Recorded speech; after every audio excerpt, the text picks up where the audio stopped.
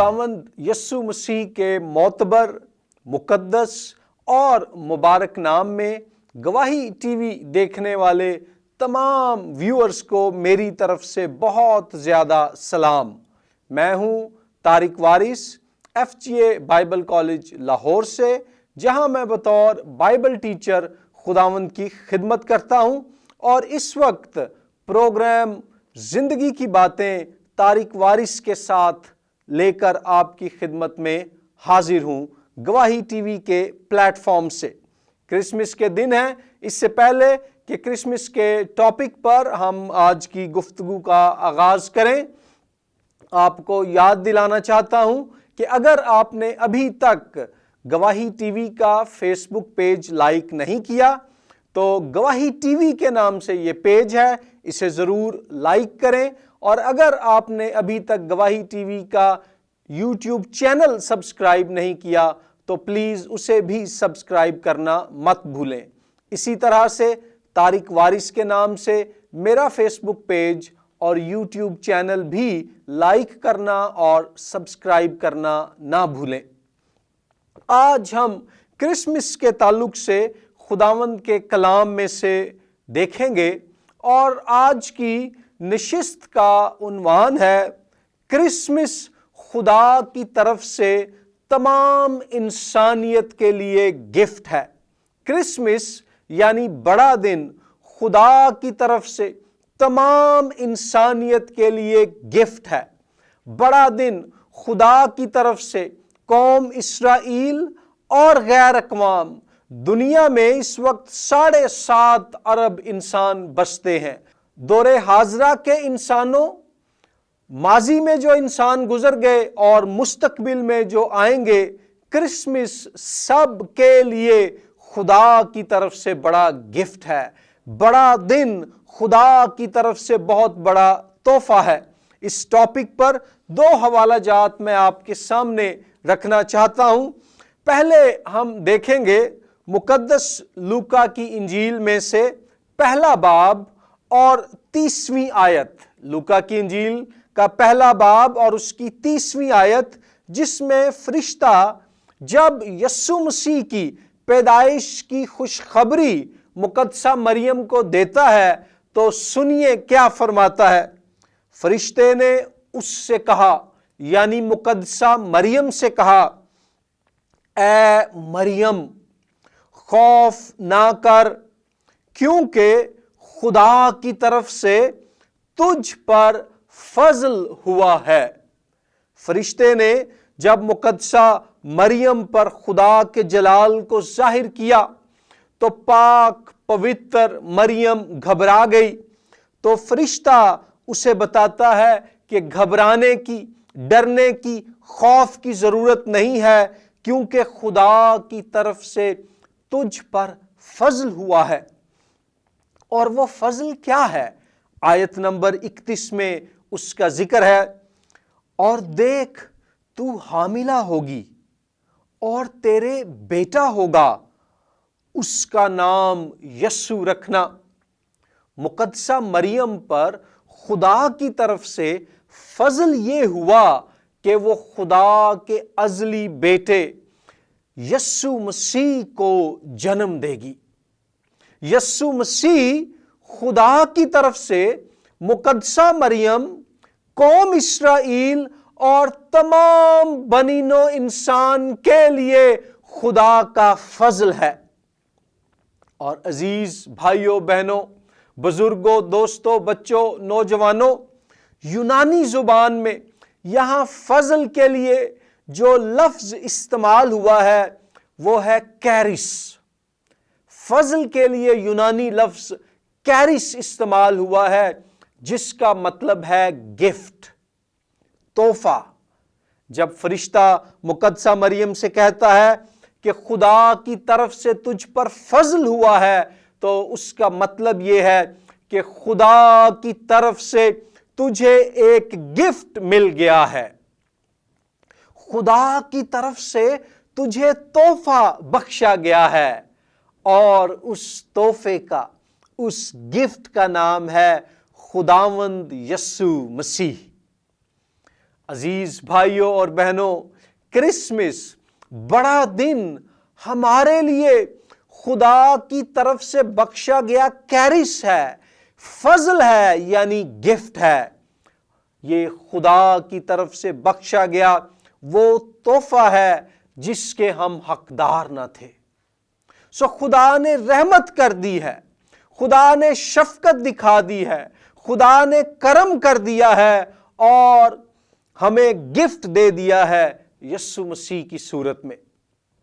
سو جب آپ کرسمس کے موقع پر نئے کپڑے خریدتے ہیں، نئے جوتے خریدتے ہیں، دوستوں کے لیے، رشتہ داروں کے لیے، عزیزوں کے لیے گفٹس خریدتے ہیں، تو اہم سوال آپ کے سامنے یہ ہے کہ کیا کرسمس کا اہم ترین گفٹ، وہ گفٹ جس کی وجہ سے بڑے دن کا وجود ہے، یعنی کہ یسوع مسیح خدا کا بیٹا، خدا کا ازلی مجسم کلام، کیا وہ آپ کی زندگی میں ہے یا نہیں؟ اگر یسوع مسیح خدا کی طرف سے بخشا ہوا بڑے دن کا تحفہ اور کرسمس کا گفٹ آپ کی زندگی میں نہیں ہے، تو جتنے مرضی گفٹ آپ خرید لیں، جتنے مرضی تحائف آپ دوسروں میں تقسیم کر دیں، آپ کرسمس کے حقیقی پیغام، مقصد اور مشن اور مطلب سے ناواقف اور بے خبر ہیں۔ خدا کی نظر میں یسوع گفٹ، خدا کا فضل، ڈیوائن کیرس، اس کے بغیر کرسمس کا ہر گفٹ اور تحفہ بے معنی، بیکار اور بے مقصد ہے۔ سو اس بات کو یاد رکھیں کہ کرسمس خدا کی طرف سے ایک بڑا گفٹ ہے، اور اس کی وجہ یہ ہے کہ یسوع خدا کا بڑا گفٹ ہے جو پیدا ہوا۔ خدا کا فضل، اس کا یونانی زبان میں کیرس، اور اس لیے ہم اس دن کو بڑا دن یا کرسمس کہتے ہیں۔ لیکن دلچسپی کی بات یہ ہے کہ جب یسوع مسیح پیدا ہوئے تو خدا نے تو یسوع مسیح کی صورت میں ہمیں اپنا فضل، اپنا کیرس، اپنا گفٹ بخش دیا۔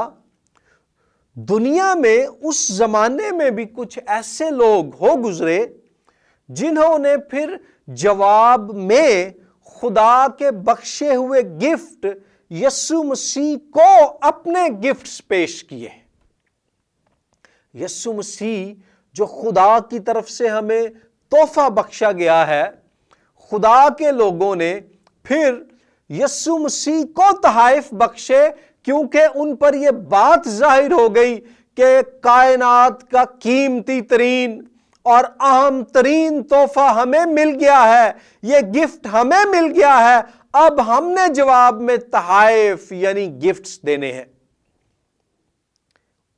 ان میں سب سے نمایاں مثال ہمیں مقدسہ مریم کے بعد ان 3 مجوسیوں کی ملتی ہے جو مشرق سے ستارے کی رہنمائی میں سفر کرتے ہوئے جو ہے بیت لحم میں پہنچے۔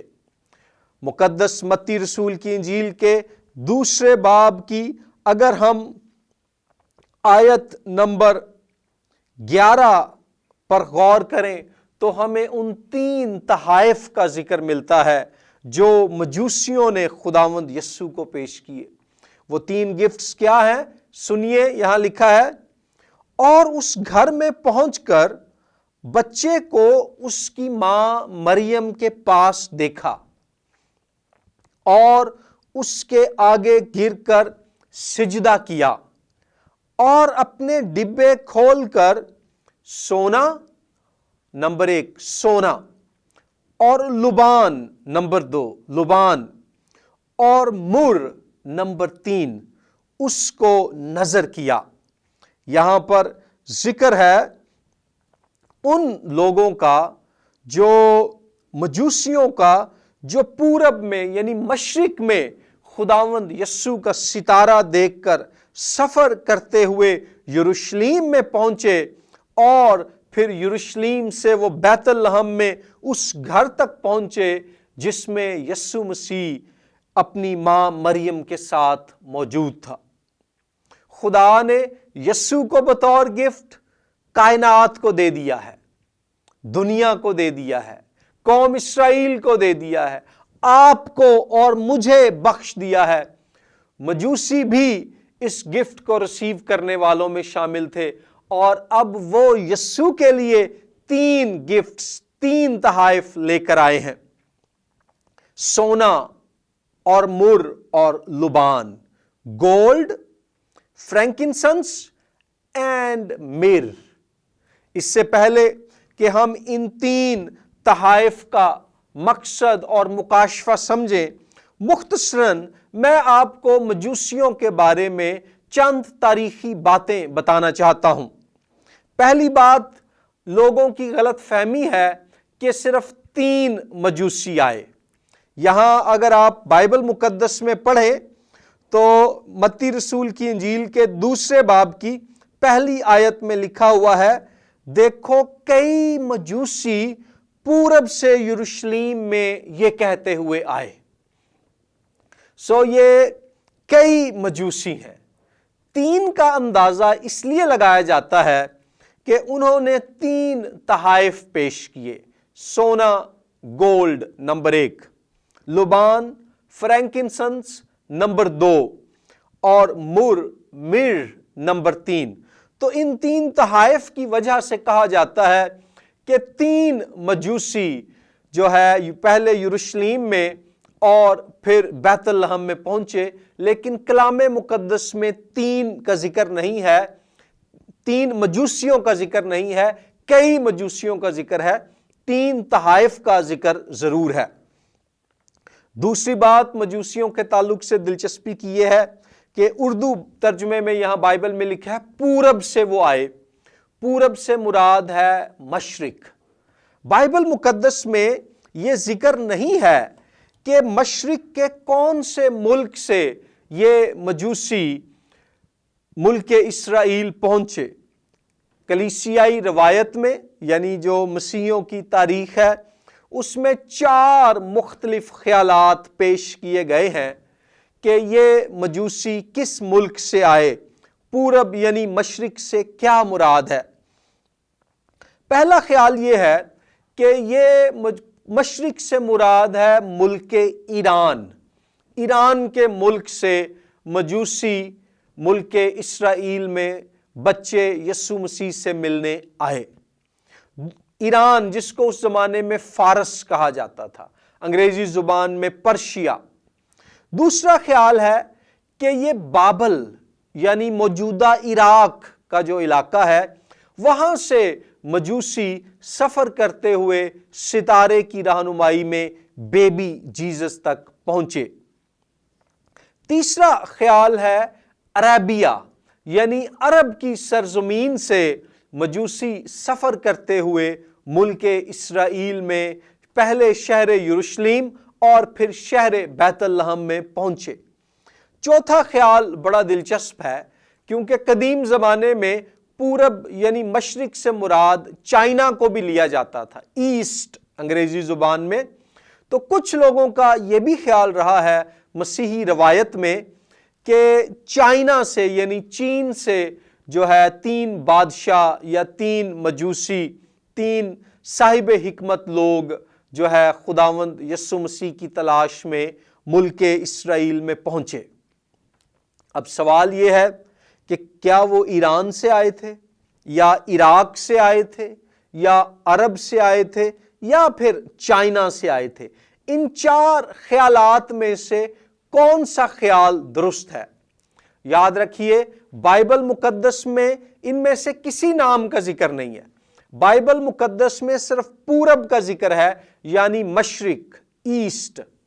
میرا ذاتی خیال یہ ہے کہ یہ 3 مجوسی ملک ایران سے جو ہے خداوند یسوع مسیح کی تلاش میں وہاں پر پہنچے، لیکن یہ بات بائبل مقدس میں نہیں ہے۔ کلیسیائی روایت میں سے میرا جھکاؤ ایران کی جانب ہے، پرشیا یعنی فارس کی جانب ہے۔ ایک اور دلچسپ بات یہ ہے کہ مجوسی سے مراد کیا ہے۔ مثلا کچھ لوگ کہتے ہیں کہ یہ بادشاہ تھے جو مشرق سے آئے، 3 بادشاہ۔ میں آلریڈی بیان کر چکا ہوں کہ لازمی نہیں ہے کہ یہ 3 افراد تھے، زیادہ بھی ہو سکتے ہیں، لیکن تحائف 3 ہی ہیں جن کا ہمیں ذکر ملتا ہے۔ کچھ لوگ کہتے ہیں کہ یہ بادشاہ تھے، کچھ لوگ کہتے ہیں کہ یہ علم نجوم کے ماہر تھے، یعنی ستاروں کا علم رکھتے تھے۔ کچھ لوگ کہتے ہیں کہ یہ میجیشین یعنی جادوگر تھے، اور کچھ لوگوں کا خیال ہے کہ یہ کاہن تھے، پریسٹس تھے، یہ مذہبی جو تھے رہنما تھے۔ میں نے اس تعلق سے جو مطالعہ کیا ہے اس کی روشنی میں میری قائلیت یہ ہے کہ مشرق سے یعنی ایران سے آنے والے یہ جو مرد تھے یہ کاہن تھے، یہ زرتشت مذہب کے رہنما تھے، زرتشتی مذہبی لیڈر تھے، زوریسٹرین کرسچن لیڈرز تھے۔ یہ وہ لوگ تھے، اور ستاروں کا علم اس زمانے میں عام تھا۔ ستارے جب ظاہر ہوئے آسمان پر تو ان میں سے ایک ایسا خاص ستارہ تھا جس کے ذریعے سے خدا نے انہیں ہدایت دی کہ ملک اسرائیل میں ایک بادشاہ پیدا ہوا ہے، اور اس ستارے کی رہنمائی میں سفر کرتے کرتے یہ جو ہے شہر بیت لحم پہنچ گئے۔ ایک اور دلچسپ بات یہ ہے کہ چونکہ کلیسیائی روایت میں 3 مجوسیوں کا ذکر ہے تو ان کے نام بھی جو ہے تجویز کیے گئے ہیں کلیسیائی روایت میں۔ بائبل میں یہ باتیں نہیں ہیں، لیکن یہ باتیں چرچ ٹریڈیشن کا حصہ ہیں۔ اس تعلق سے 3 نام ہیں۔ نمبر 1 ہے بیلتزر، نمبر 2 ہے کیسپر، اور نمبر 3 ہے میلخیور۔ نمبر 1 ہے بیلتزر، نمبر 2 ہے کیسپر، اور نمبر 3 ہے میلخیور۔ سو بیلتزر، کیپسر اور میلخیور، یہ 3 نام بھی کلیسیائی روایت میں تجویز کیے گئے ہیں کہ مشرق سے آنے والے، ایران سے آنے والے زرتشتی مذہبی کاہنوں کے یہ وہ 3 نام ہیں جنہوں نے آ کر پھر خداوند یسوع مسیح کو سجدہ کیا اور اس کو گفٹس پیش کیے۔ اب آئیں ہم ان تحائف کی بات کریں جو انہوں نے یسوع مسیح کو پیش کیے۔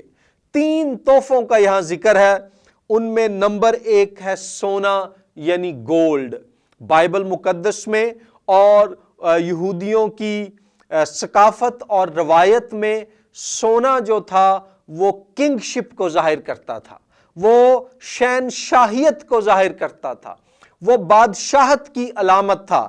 سو جب سونا انہوں نے خداوند یسوع مسیح کے سامنے بطور گفٹ پیش کیا تو وہ اس بات کا اظہار کر رہے تھے کہ یسوع مسیح خدا کی طرف سے بھیجا گیا قوم اسرائیل اور تمام دنیا کا بادشاہ ہے۔ اور آپ غور کیجئے تو جب وہ آئے تو ان کا سوال بھی یہی تھا۔ متی رسول کی انجیل کے 2 باب کی 2 آیت میں لکھا ہے، ان کا سوال تھا کہ یہودیوں کا بادشاہ جو پیدا ہوا ہے وہ کہاں ہے؟ اور بائبل مقدس میں اس کے علاوہ کئی اور حوالہ جات ہمیں ملتے ہیں جن میں یسوع مسیح کو بطور بادشاہ پیش کیا گیا ہے۔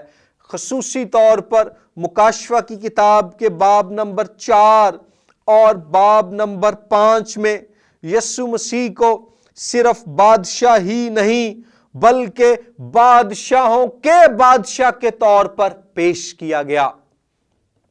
سو مجوسیوں کا یعنی زرتشتی مذہبی کاہنوں کا پہلا گفٹ جو ہمارے خداوند یسوع مسیح کو پیش کیا گیا وہ گولڈ یعنی سونا تھا، اور سونا یسوع مسیح کے بادشاہ ہونے کی علامت ہے۔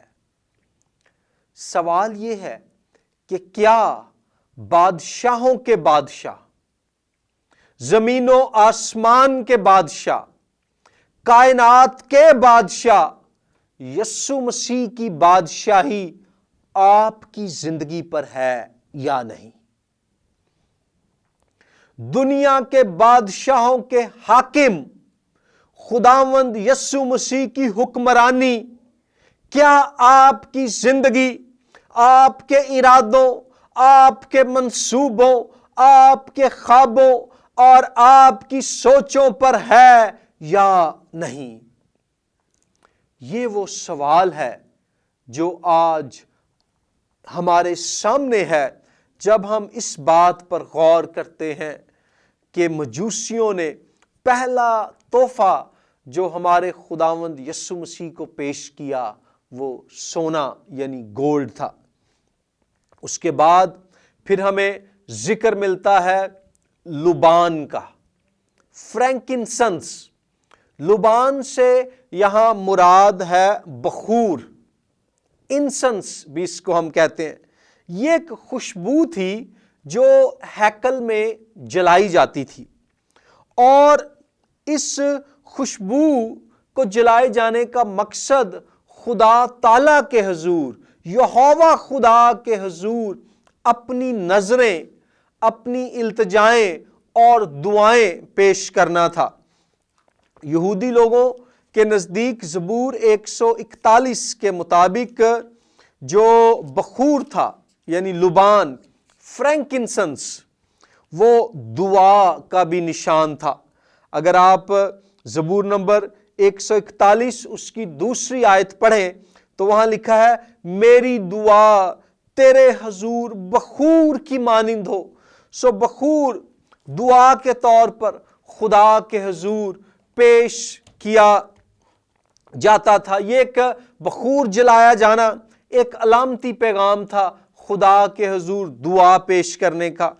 پھر اس کے علاوہ اگر آپ مکاشفہ کی کتاب میں آئیں تو مکاشفہ کی کتاب میں ہمیں ذکر ملتا ہے کہ ایمانداروں کی جو دعائیں ہیں وہ بھی خدا کے حضور بخور کی مانند پیش کیے جاتی ہیں۔ وہاں پر ہمیں ذکر ملتا ہے کہ عود کی صورت میں پیالہ ہے جو خدا کے حضور پیش کیا جاتا ہے۔ یہ مکاشفہ کی کتاب اس کے 8ویں باب کی آیت نمبر 3 اور آیت نمبر 4 میں اس کا ذکر ہے۔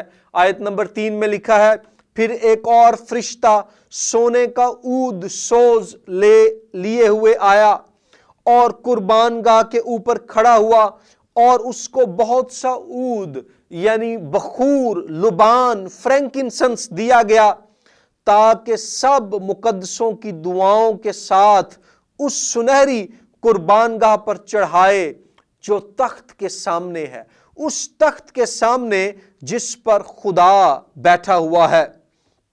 اور لکھا ہے، اور اس عود کا دھواں فرشتے کے ہاتھ سے مقدسوں کی دعاؤں کے ساتھ خدا کے سامنے پہنچ گیا۔ سو لبان یعنی بخور یا عود، یہ نشان ہے یہاں یسوع مسیح کی الوہیت کا، کیونکہ صرف خدا کی ذات ہے جس کے حضور دعا کی جا سکتی ہے، جس کے حضور التجا کی جا سکتی ہے، درخواست کی جا سکتی ہے۔ یہاں پر مجوسی خداوند یسوع کو لبان پیش کر رہے ہیں، خوشبو پیش کر رہے ہیں، اور یہ خوشبو یسوع کے خدا ہونے کا نشان ہے، اس کی الوہیت کی علامت ہے۔ سوال یہ ہے کہ کیا آپ کی زندگیاں کرسمس کے موقع پر یسوع مسیح جو خدائے مجسم ہے اس کی خدائیت کے تابع ہیں یا نہیں؟ تیسرا گفٹ جو انہوں نے خداوند یسوع مسیح کو پیش کیا وہ ہے مر۔ مر جو تھا یہ ایک کڑوی بوٹی تھی۔ It was a kind of plant. اور یہ کڑوا پودا یا کڑوی جڑی بوٹی تھی، اور مر کو خداوند یسوع کی مصلوبیت کے نشان کے طور پر پیش کیا جاتا ہے کہ میرے گناہوں کی خاطر، آپ کے گناہوں کی خاطر، آج سے 2020 سال پہلے شہر بیت لحم میں پیدا ہونے والا بیبی جیزس، خدا کا قیمتی ترین گفٹ، مقدس ترین ہستی یسوع مسیح کو ہماری خاطر کڑوے حالات میں سے گزرنا پڑے گا۔ اس کو اپنے ہاتھوں اور پاؤں میں کیل ٹھونکوانے پڑیں گے، اس کو سر پر کانٹوں کا تاج لینا پڑے گا، اس کو پسلی میں نیزے کا سامنا کرنا پڑے گا، اس کو کوڑوں کی مار کا سامنا کرنا پڑے گا۔ ہمارے گناہوں کی خاطر وہ خدا کے حضور ہمارے کفارے کے طور پر قربان ہوگا۔ مر یسوع مسیح کی جو ہے مصلوبیت قربانی کا نشان ہے۔ بتایا جاتا ہے کہ مر کو وہ کئی دفعہ پیس کر، کوٹ کر ایک خاص طرح کا تیل بناتے تھے، اور جو مردہ لوگ ہوتے تھے، جو مر جاتے تھے، ان کی لاشوں پر اس تیل کو ملا جاتا تھا تاکہ وہ لاش، وہ بدن خراب نہ ہو۔ یسوع مسیح جو ازل سے زندہ ہے اور ابد تک زندہ رہے گا، ہماری خاطر اس نے موت کا سامنا کیا، صلیب پر جان دے کر مردہ حالت میں 3 دن وہ قبر میں پڑا رہا۔ لیکن خوشخبری یہ ہے کہ تیسرے دن موت کے بند کھول کر، قبر کے پتھر کو ہٹا کر، پاک روح کی قدرت سے یسوع مسیح مردوں میں سے جی اٹھا اور اعلان کیا کہ دیکھو، میں مر گیا تھا مگر اب زندہ ہوں اور ابدالآباد زندہ رہوں گا۔ یسوع مسیح کو سونا، لبان اور مر بطور گفٹ پیش کیے گئے۔ یہ مجوسیوں کی طرف سے پیش کیے گئے۔ اس کرسمس پر آپ کے پاس یسوع مسیح کے لیے کون سا گفٹ ہے؟ اور آپ کو معلوم ہے، سب سے بڑا گفٹ جو ہم اس کرسمس پر یسوع مسیح کو پیش کر سکتے ہیں، وہ ہے ہماری زندگیاں۔ اپنی زندگی کو مکمل طور پر خداوند یسوع مسیح کے ہاتھوں میں دے دیں۔ اس کے لیے یہ آپ کا سب سے خوبصورت گفٹ ہوگا۔ خدا نے یسوع کو بطور گفٹ ہمیں دے دیا۔ ہم اپنے آپ کو جب یسوع کے ہاتھوں میں دے دیں گے تو یہ خدا کے حضور ہمارا سب سے بڑا گفٹ ہوگا۔ کپڑوں سے قیمتی، جوتوں سے قیمتی، ہر طرح کے گفٹ سے قیمتی، اور ایک اور گفٹ اپنی زندگی کے علاوہ جو ہم خداوند یسوع مسیح کو دے سکتے ہیں، جن گفٹس کی وہ ہم سے توقع کرتا ہے، وہ ہے ہمارے کام۔ کیسے کام؟ متی رسول کی انجیل کے 25ویں باب میں خداوند یسوع مسیح ذکر کرتے ہیں کہ جب آخری عدالت ہوگی اور لوگ ان کے سامنے جمع کیے جائیں گے، قومیں جمع ہوں گی، تو خداوند یسوع مسیح 25ویں باب کی 35ویں آیت میں کہتے ہیں، کیونکہ میں بھوکا تھا، تم نے مجھے کھانا کھلایا، میں پیاسا تھا، تم نے مجھے پانی پلایا، میں پردیسی تھا، تم نے مجھے اپنے گھر میں اتارا، ننگا تھا، تم نے مجھے کپڑا پہنایا، بیمار تھا، تم نے میری خبر لی، قید میں تھا، تم میرے پاس آئے۔ تب راست باز جواب میں اس سے کہیں گے، اے خداوند، ہم نے کب تجھے بھوکا دیکھ کر کھانا کھلایا یا پیاسا دیکھ کر پانی پلایا؟ ہم نے کب تجھے پردیسی دیکھ کر घर में उतारा या नंगा देखकर कपड़ा पहनाया? हम कब तुझे बीमार या कैद में देखकर तेरे पास आए? बादशाह जवाब में उनसे कहेगा, मैं तुमसे सच कहता हूं कि जब तुमने मेरे इन सबसे छोटे भाइयों में से किसी के साथ ये सलूक किया तो मेरे ही साथ किया। इस क्रिसमस के मौका पर किसी भूखे को खाना खिलाएं, किसी प्यासे को पानी पिलाएं, किसी परदेसी को अपने घर में उतारें, किसी नंगे को कपड़े दे दें, किसी बीमार की खबर लें, कोई कैद में है जाकर उसका हाल पूछें। मजूसियों की तरह खुदावंद यस्सु के लिए आपके ये गिफ्ट्स जो हैं कीमती भी होंगे, काबिले कदर भी होंगे, काबिले कबूल भी होंगे और काबिले अजर भी होंगे।